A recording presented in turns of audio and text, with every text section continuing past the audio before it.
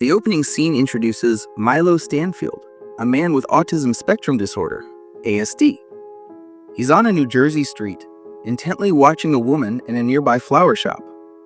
Simultaneously, he appears to be performing intricate calculations related to the timing of events unfolding around him. Milo observes an approaching passenger bus, a pothole, a street artist, and a speeding cyclist.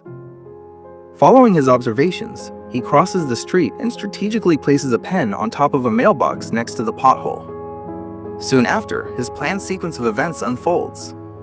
A taxi hits the pothole, splashing water onto the pen, causing it to fall. This attracts the attention of the street artist, who moves to pick it up. At the same moment, the speeding cyclist collides with the artist, causing him to strike the mailbox and fall onto a nearby fruit stand. Chaos erupts on the street, diverting the attention of everyone, including the bus driver. Consequently, he misses the traffic light turning red and hits the same woman crossing the road, killing her instantly. Milo walks away from the scene, confirming his planned success. The scene then shifts to FBI Special Agent Olivia Dunham, who works for the Fringe Division of Homeland Security, specializing in paranormal phenomena. Olivia is returning to work after a long leave due to a head injury. As she enters Fringe headquarters, she is greeted by Charlie, her fellow officer and team supervisor. Meanwhile, the agency's chief, Walter Bishop, is talking to Philip Broyles, a lab assistant, about Olivia's return. Philip expresses concern about integrating an imposter into their team, revealing that the Olivia in the office is not the real one, but an imposter brought in to replace her. Walter then reveals his motivation for keeping this Olivia in their universe and implanting the real Olivia's memories into her. He claims that Olivia is the only one who can travel between universes unharmed and wants to understand how she does it. To achieve this, he says they must make her believe she belongs there. Philip asks what will happen if her new identity doesn't hold, to which the chief replies that she will no longer be necessary. Afterward, Charlie briefs the team on a seemingly random bus accident, noting that it has happened twice that week, with a fatality in each case. He urges his team to be careful before investigating the site. Shortly after, the FBI team arrives at the accident scene and splits up to search for clues. The investigation is led by another FBI agent, Lincoln Lee, whose face is scarred by burn marks. Charlie inspects the body and uses a fingerprint to retrieve the deceased woman's details, discovering her name is Julian Foster. Meanwhile, Olivia questions the shaken bus driver, who claims he has never even hit animals before. Simultaneously, Agent Lee checks for environmental factors but finds nothing. However, he does find the same ballpoint pen at the scene. After speaking with eyewitnesses, Olivia approaches Agent Lee and tells him that the local artist bent down to pick up the pen, during which he collided with a cyclist and fell into the fruit stand. Upon hearing this, Agent Lee suspects the pen is the key element that triggered a chain of reactions leading to the victim's death. The next day at Fringe headquarters, Agent Lee and Charlie try to find a connection between the two bus accidents. Agent Lee spots the same ballpoint pen in the photo of the first accident, further convincing him that someone orchestrated the events. Following this, they consult Astrid, a mathematician at the Fringe agency, and explain the situation. However, she argues that no human could orchestrate such a complex chain of events twice. Amidst their discussion, another similar bus accident occurs, shocking Astrid. The FBI agents immediately rush to the scene and find the victims alive this time. Upon questioning bystanders, they learn that a dog suddenly ran into the road, causing the bus to lose control. Just then, Olivia notices a similar ballpoint pen rolling on the ground, making her realize the chain of events is not over.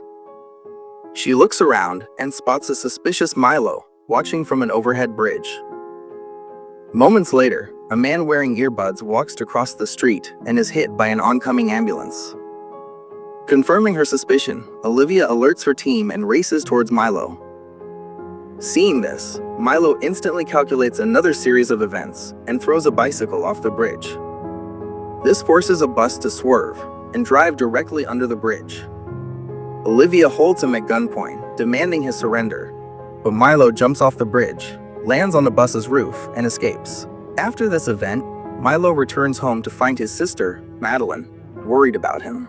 She tells him she has received numerous calls from the hospital, but he ignores her. She tries to convince him to surrender, saying he has gone too far. However, Milo anticipates her actions and finishes her sentences, effectively silencing her. Shortly after, Madeline shows him a small plastic horse toy, a reminder from their mother. This makes him uneasy, and he walks away, dismissing it as irrelevant. Meanwhile, Agent Lee is taken to the hospital for his regular skin checkup. Before entering the burn chamber, he asks Olivia to focus on finding commonalities among the 3 victims. Heeding his instruction, Olivia returns to headquarters and interviews witnesses from the accidents. After some time, she discovers connections between the 3 victims and a medical center. All 3 were directly or indirectly related to this center. She shares her findings with Charlie, and they immediately head to the medical center. Upon arrival, Olivia notices that some patients are using the same ballpoint pens because they struggle with digital devices. Later, they meet Dr. Levine, the chief doctor, who recognizes all 3 accident victims. After providing some details about the victims, Dr. Levine explains that they have been helping mentally challenged patients with experimental processes to enhance their intelligence. He also shows them video footage of their patients, in which Olivia spots Milo. Upon inquiring about him, Dr. Levine reveals that Milo was one of their patients who underwent the same drug trial that exponentially boosted his IQ. He adds that Milo was released under his sister's supervision and was scheduled to return to reverse the experimental process. However, he is now not answering their calls and is targeting anyone trying to control him. After learning about Milo's sister, the FBI agents decide to visit her. Unbeknownst to them, Milo is closely observing Olivia, noting her every movement and predicting her next step.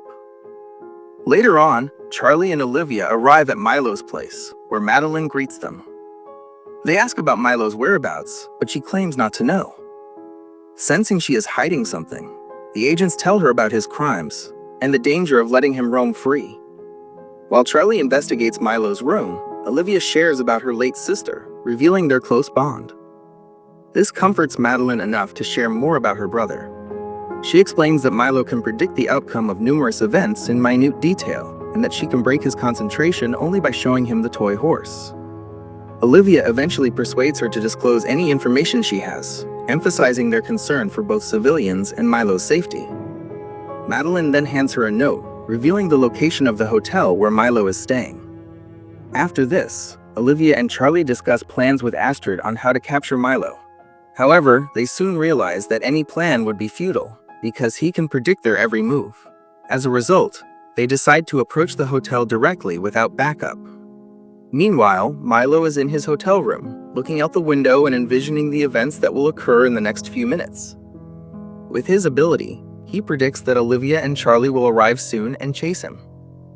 He also calculates that he can kill Olivia by luring her through a marked zone in a construction site with thin air and crushing her under a load of cement bricks.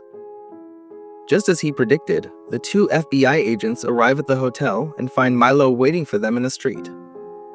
He then runs towards the construction site, with the agents in pursuit.